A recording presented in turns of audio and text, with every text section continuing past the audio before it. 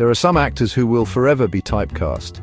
And honestly, that's not always a bad thing. Sure, it can mean a lack of variety, but it also means consistency. Some actors just are a certain role.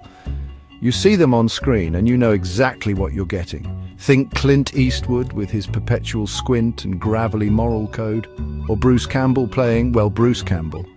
And when it works, when the typecasting actually aligns with charisma and presence, you don't just tolerate it, you welcome it.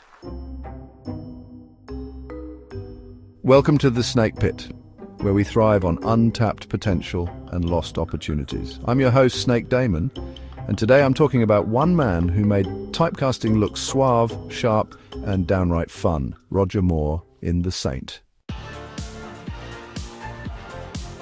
Before Moore ever slipped into a tuxedo and ordered a shaken not stirred martini, he was Simon Templar, aka The Saint, a globe-trotting Robin Hood-style antihero with a smirk, a raised eyebrow, and a taste for danger.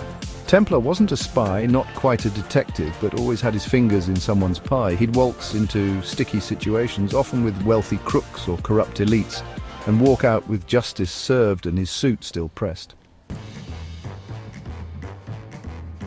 Every episode gave us a self-contained adventure where Templar used charm, brains, and a healthy disregard for authority to get the job done. Think of it like James Bond without MI6 holding the leash. And with a lot more fourth wall breaking flair.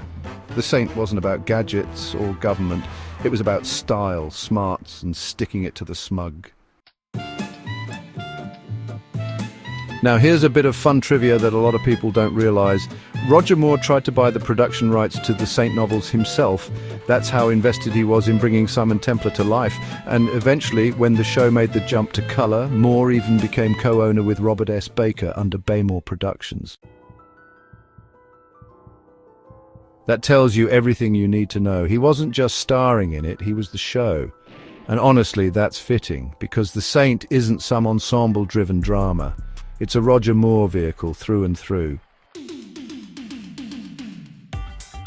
Most of the wardrobe Moore wore in the series, his own.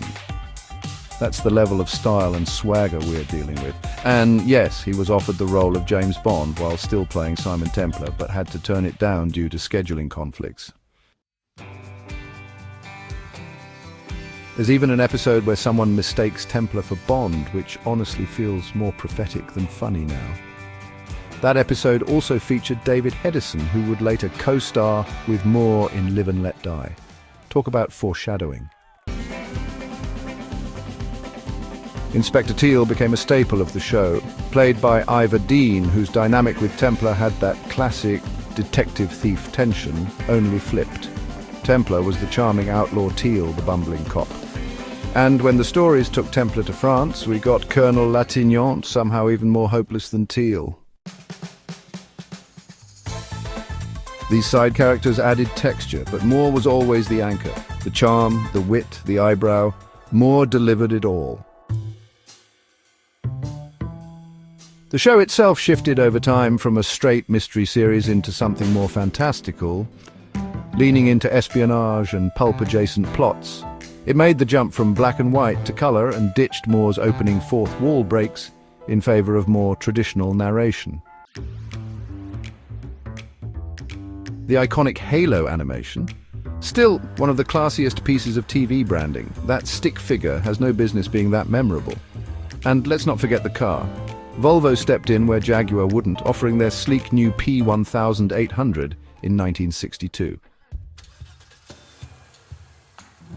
That car, white, smooth, and with the ST1 number plate, is still referred to as the Saint's car.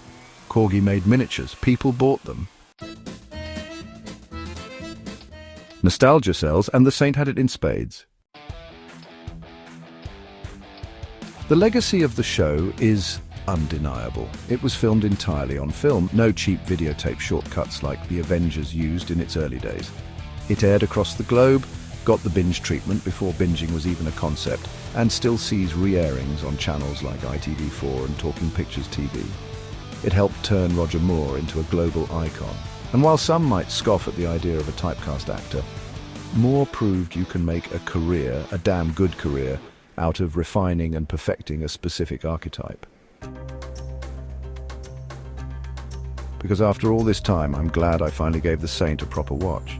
I saw so many familiar faces: Alexandra Bastedo, Roger Delgado, Patrick Troughton, Philip Maddock. It was like a reunion of classic British genre television, and Moore, he held the whole thing together. There's no rotating cast of regulars, it's just Moore, episode after episode, anchoring the world with his effortless cool.